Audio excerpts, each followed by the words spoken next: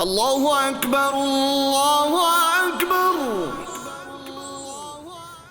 الحمد لله الذي فضل سيدنا ومولانا محمدا صلى الله تعالى عليه وسلم على العالمين جميعا، وأشهد أن لا إله إلا الله وحده لا شريك له، وأشهد أن سيدنا ومولانا محمدا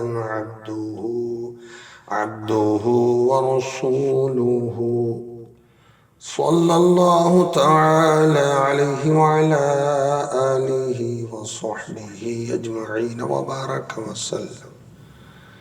أما بعد، فيا أيها المؤمنون، رحمنا ورحمكم الله تعالى، أوصيكم ونفسي بتقوى الله عز وجل في السر والإعلان، وزينوا قلوبكم بحب هذا النبي الكريم عليه وعلى آله أفضل الصلاة والتسليم، فإن الحب هو الإيمان كله، ألا لا إيمان لمن لا محبة له،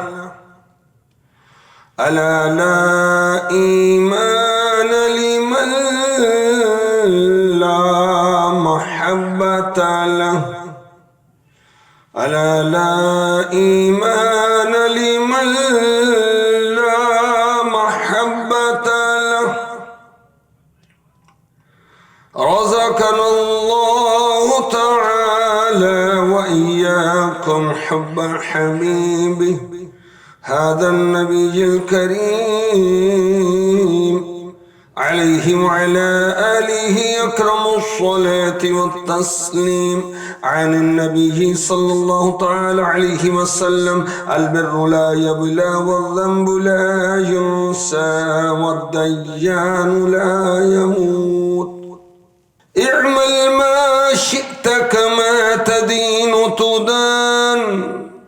أعوذ بالله من الشيطان الرجيم. فمن يعمل مثقال ذرة خيرا يره، ومن يعمل مثقال ذرة شرا يره. بارك الله لنا ولكم في القرآن العظيم، ونفعنا وإياكم بالآيات والذكر الحكيم.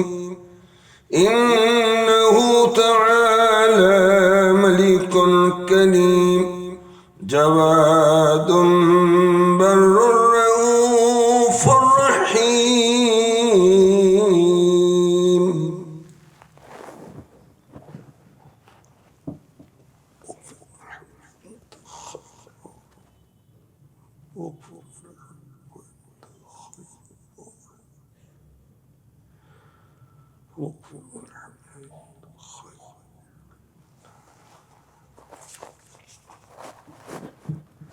الحمد لله نحمده ونستعينه ونستغفره ونؤمن به ونتوكل عليه، ونعوذ بالله من شرور أنفسنا ومن سيئات أعمالنا.